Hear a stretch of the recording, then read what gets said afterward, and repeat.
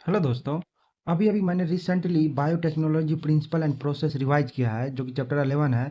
ये हमारे टेस्ट में आ रहा है, तो मैंने इसे कम्प्लीटली रिवाइज किया और इसमें सारे पीवाईक्यू मार्क किए हैं। पहले आपको पूरा दिखाता हूँ जो मैंने पढ़े हैं, अभी से रिवाइज किया है कम्प्लीटली। आप देख सकते हैं मैंने सारे चीज़ हाईलाइट किए हैं। ग्रीन से जो हाईलाइट है, भाई जो जो चीज़ ग्रीन से हाईलाइट है वो पीवाईक्यू है, जो जो चीज़ ग्रीन से हाईलाइट है वो पीवाईक्यू है।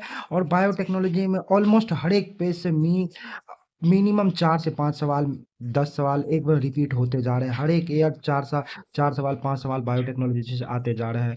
तो पिछले साल 2024 में नीट में आए थे 4 सवाल, 2023 में आए थे 5 सवाल। तो हर एक चीज जो जो पीवाईक्यू है सबको मैंने ग्रीन से हाईलाइट किया है। तो चलिए आपको बताते हैं एक तरफ से पीवाईक्यू कौन कौन बहुत बार पीवाईक्यू आया। क्या पीवाईक्यू है पता है? यहाँ आप देखते हैं, ये लाइन डायरेक्ट आ जाता है उठ के, ये लाइन डायरेक्ट आ जाता है उठ के। क्या लाइन है? Each restriction endonuclease function by inspecting the length of the DNA, ये 20 में आया था। उसके बाद देखिए क्या कहता है, और once find specific recognized sequence with it bind with DNA and cut each two strand, दोनों स्टैंड को कट करता है, दोनों स्टैंड को कट करता है। ये लाइन लिखा आया था 2019 में।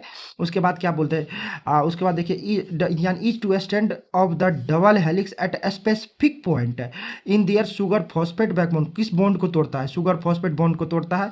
ये 2022 में आया था। उसके बाद each restriction endonuclease recognise specific palindromic nucleotide sequence in the DNA, ये 21 में आया था, 22 में आया था, 22 में आया था।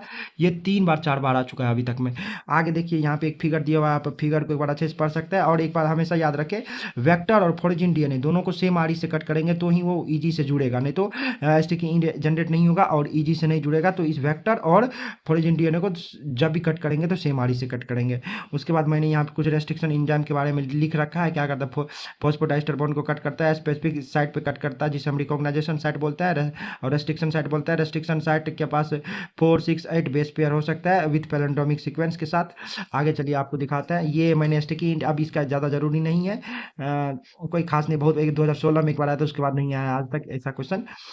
उसके बाद देखिए यहाँ से भी बहुत बार क्वेश्चन आया। ये देखिए, इको आर आई का सीक्वेंस जो होता है, इको आर आई का जो सीक्वेंस होता है, ये क्या बोलते हैं? इको आर आई के सीक्वेंस को क्या बोलते हैं हम? इको आर आई का 2020 में आ गया था GATTC। और ये दोनों पैलेंट इको आर आई का जो पैलेंडेमिक सीक्वेंस होता है 2020 में आ गया था। इसको ये पीवाईक्यू है 2020 में। और ये लाइन पूरा डायरेक्ट उठ के ही आ जाता है। ये लाइन देखिए, ये लाइन में क्या लिखा हुआ है? Restriction enzyme. यहाँ पे क्या देखिए, restriction enzyme cut the DNA strand a little away from the centre of palindromic site. ये क्वेश्चन 22 में आ चुका है। But between the same two base on their opposite strand, 2022 में पूरा का पूरा लाइन आ चुका था। ये क्यों करता है? थोड़ा सा क्या कहता है, ये लाइन डायरेक्ट उठ के आ गया था। उसके बाद चलिएगा तो ओवरवेलमिंग स्टिच कोलेस्टिक इंड, और स्टिकी इंड को जोड़ता है कौन? DNA fragment. डीएनए फ्रेगमेंट को कौन जोड़ता है? DNA ligase. ये भी पीवाईक्यू आ चुका है 22 में ही। उसके बाद नीचे चलिएगा तो यानी ये स्टिकीनेस ऑफ द इंड, जो कि ये रेस्ट्रिक्शन इंजाइम से, एक ही रेस्ट्रिक्शन इंजाइम से कट करने के बाद जो स्टिकी इंड बनता है वो फैसिलिटेट करता है फंक्शन ऑफ डीएनए लाइगेज को फ्रेगमेंट को जोड़ने में। तो ये भी ग्रीन से हाईलाइट है, पीवाईक्यू आ चुका है। Restriction endonuclease are use genetic engineering to form recombinant molecule of DNA, ये भी पीवाईक्यू आ चुका है 20 में। देखिए, restriction endonuclear are used in genetic engineering to form recombinant DNA, ये भी 20 में आ चुका है। उसके बाद देखिए ये भी पीवाईक्यू है, ये भी पीवाईक्यू है, इस लाइन से भी है। क्या बोलता है? When cut by the same restriction enzyme the resultant DNA fragment have the same kind of sticky end, this can be joined together by DNA ligase, ये भी आ चुका है 2016 में। ये 20 में आया। इस लाइन देखिए, इस लाइन से 20 में आया, इस लाइन से क्या 22 में आया, इस लाइन से 22 में पीवाईक्यू आया है। उसके बाद इस लाइन से 20 में आया है कि 16 में आया यहाँ से। ये भी पीवाईक्यू है कि एक ही आरी से क्या कहते हैं, फॉरेज इंडियन और वेक्टर को कट करेंगे और जोड़ेंगे, ट्रांसफॉर्मेंट नॉन ट्रांसफॉर्मेंट वाला ये चक्कर यहाँ पे है। आगे चलिए आपको दिखाते हैं। भाई इसका तो मत ही पूछिए, इस पेज का तो मत ही पूछिए। इस पेज से देखिए, आप ऊपर ऊपर से देखिए, ऊपर से यहाँ से देखिए, आपको ऊपर से दिखाते हैं, यहाँ से देखिए नीचे जहां तक नजर जाता है ग्रीन ही ग्रीन है, ग्रीन ही ग्रीन। मतलब भाई साहब, जितना पूरे चैप्टर से क्वेश्चन नहीं आया है उतना सिर्फ इस पेज से आया। इस पेज पे क्या इंपॉर्टेंट नहीं है, तुम ये पूछो क्या इंपॉर्टेंट नहीं है? सब के सब चीज इंपॉर्टेंट है, सारे क्वेश्चन यहीं से आया है ऑलमोस्ट, बहुत चीज। देखिए, पहली बात तो डीएनए कट करता है, रेस्ट्रिक्शन इंडोन्यूक्लियेज कट करता है। The fragment of DNA can be separated by, DNA fragment separate होता है जेल इलेक्ट्रोफोरेसिस पे, यानी अकॉर्डिंग उसके साइज के अनुसार। ये भी पीवाईक्यू है। ऊपर में देखिए, ये 20 13 18, ये भी पीवाईक्यू है। 20 13 18 में आ चुका है, ये पीवाईक्यू है, आ चुका है। उसके बाद देखिएगा नीचे, जेल इलेक्ट्रोफोरेसिस डीएनए को सेपरेट करता है, डीएनए फ्रेगमेंट को सेपरेट करता है जेल इलेक्ट्रोफोरेसिस से। और नीचे आप देखिएगा उसी के साथ साथ ये भी पीवाईक्यू है। क्या कहता है? साइज के अनुसार जो ये ये जो वेल है, यानी इधर जो स्मॉल एनोड की तरफ जाएगा, डीएनए का स्मॉलेस्ट फ्रेगमेंट जाएगा, लार्ज और डीएनए का लार्जेस्ट फ्रेगमेंट इधर कैथोड की तरफ रहेगा। ये भी पीवाईक्यू है। और इसमें जेल इलेक्ट्रोफोरेसिस में कौन सा जेल यूज करते हैं, एग्रो जेल यूज करते हैं, कार्बोहाइड्रेट होता है और सीवीड से आता है, ये भी पीवाईक्यू है। उसके बाद देखिएगा तो most commonly matrix agarose gel होता है।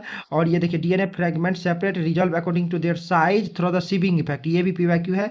Provide the agarose gel smaller fragment, देखिए ये पीवाईक्यू 21 में आ चुका है। ये इधर ये सारे पीवाईक्यू भाई, ये देखिए smaller the fragment size the further it moves, जितना स्मॉलर होगा उतना आगे जाएगा, जितना स्मॉलर होगा वेल में उतना इधर आएगा, ये भी पीवाईक्यू है। आगे देखिएगा ये इस लाइन से एक बार पीवाईक्यू लगाइएगा ना तो आपको पता चल जाएगा कौन पीवाईक्यू है कौन पीवाईक्यू नहीं है।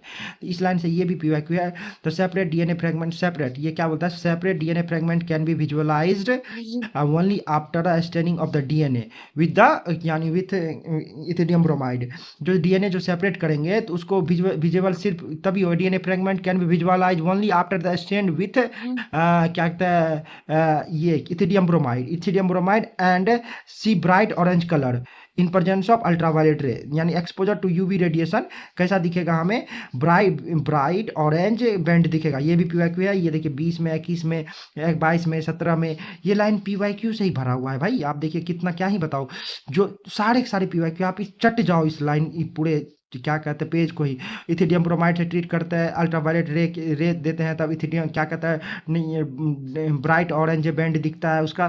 फिर उसके देखिए उसके एग्रोजेल मीडियम पे जो चढ़ा रहता है वहां से निकालने की प्रोसेस को क्या बोलते हैं, इल्यूशन बोलते हैं। जैसे process of extraction of separated strand from gel is known elution, ये भी पीवाईक्यू आ चुका है। कब 22 में आ चुका है, ये 22 में आया है, ये देखिए 22 में आया है।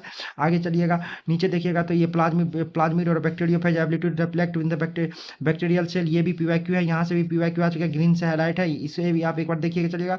और पूरे समरी थोड़ा नीचे में मैं लिख रखा हूँ, ये यहाँ से भी पीवाईक्यू आता है।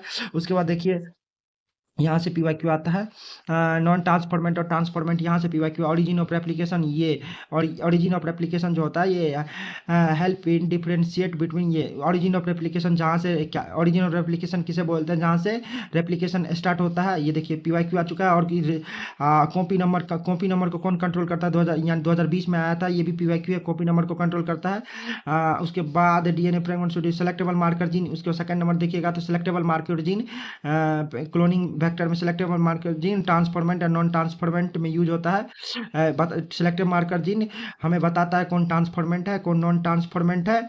उसके बाद ये भी पीवाईक्यू है, 2012 में आया, 17 में, 20 में, ये बहुत बड़ा आ चुका है। उसके बाद ये कौन कौन क्या कहते हैं एंटीबायोटिक रेसिस्टेंस जीन है, कौन सा है, यहाँ से है, ये यहाँ से भी पीवाईक्यू आ चुका है। उसके बाद देखिए एक आरई का एक ही रिकॉग्नाइजेशन साइट होना चाहिए एक वेक्टर पे, अगर एक से ज़्यादा रहेगा मल्टीपल कॉपी बनेगा। और ये एक आरई पे डिफरेंट आरई का क्या कहता है सिर्फ एक ही रिकॉग्नाइजेशन साइट होना चाहिए, वो अच्छा वेक्टर होगा। ये भी पीवाईक्यू है यहाँ से भी। उसके बाद नीचे चलिएगा तो ये भी नीचे चलिएगा तो थोड़ा आप पढ़ने के लिए आपको समझना होगा, पढ़िएगा तब समझिएगा, अगर इसे छोड़ दीजिएगा तो आगे समझ नहीं आएगा। तो ये भी यहाँ से भी पीवाईक्यू आ चुका है। Antibiotic resistant gene help in the settling यानी selecting transformant where the antibiotic दूसरा वाला नॉन ट्रांसफॉर्मेंट बताने में मदद करता है। देखिए यहाँ पे मैंने लिख रखा है, यानी ये देखिए ये जो है ये वेक्टर एक प्रकार का यानी वेक्टर है PBR 322, ये वेक्टर है जिसपे क्या कहते हैं ये टेट्रासाइक्लिक रेसिस्टेंट जीन है, एम्पिसिलिन रेसिस्टेंट जीन है, टेट्रासाइक ये देखिए। और ये ORI ROP है, 2024 में इन दोनों पे क्वेश्चन आया था, और ओरिजिन ऑफ रेप्लिकेशन ROP पे, और उसके बाद इस पे भी क्वेश्चन आया है 2-3 बार, फिर इस पे टेट्रासाइक्लिंग पे भी आया है।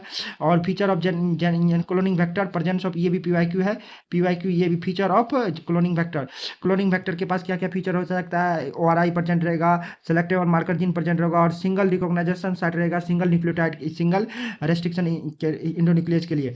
PBR 32 एक प्रकार का वेक्टर है जो कि बैक्टीरिया में जीन ट्रांसफर करने में मदद करता है। यहाँ से भी है polyethylene glycol gene transfer polyethylene यानी polyethylene help in the gene transfer without vector, ये भी पीवाईक्यू है। यहाँ पे भी पीवाईक्यू है, ये आप देख सकते हैं, एक बार देखिए और लिख लीजिए अगर आपको